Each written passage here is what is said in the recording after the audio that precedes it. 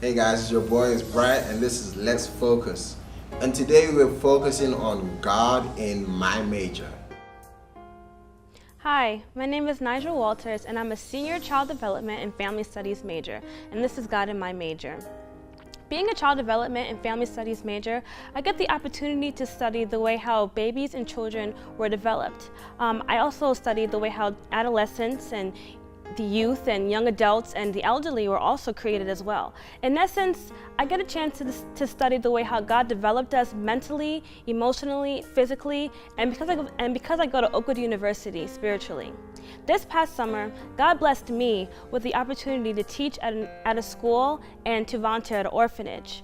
I taught 5-year-olds in the school for about a week, and we did math, we did reading, we did social studies, but most importantly, I made sure I started the day off with reminding these kids of who God is and that He loved them each individually very, very, very much.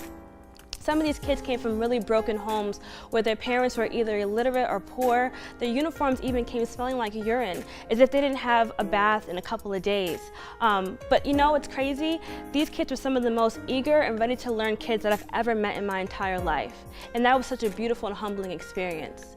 The bulk of my trip, though, was spent volunteering at an orphanage called Ikayalika Baba, which means House of the Father in Zulu, which is their native language in South Africa. The orphanage housed 20 kids. The youngest was 6 months old and the oldest was 9 years old. The 6-month-old was actually found in the dumpster before she was brought to the orphanage. But she was one of the most happy, most chunky babies that you'll probably ever meet in your life. You would never imagine that her mom kind of just literally threw her away. I had to take care of these kids. My job was to feed them and to help them with their homework and to get them ready for school in the morning and just holistically give them whatever they needed, whether it was love or whether there was a hug or a kiss on the cheek. And even in disciplining them, I had to make it my mission to show Christ's love to these kids, you know, where their parents may have abandoned them or couldn't take care of them for whatever reason. My goal was to tell these kids, hey, you know, just because your parents or your family couldn't be there for you, God is there for you every step of the way. He's never left your side.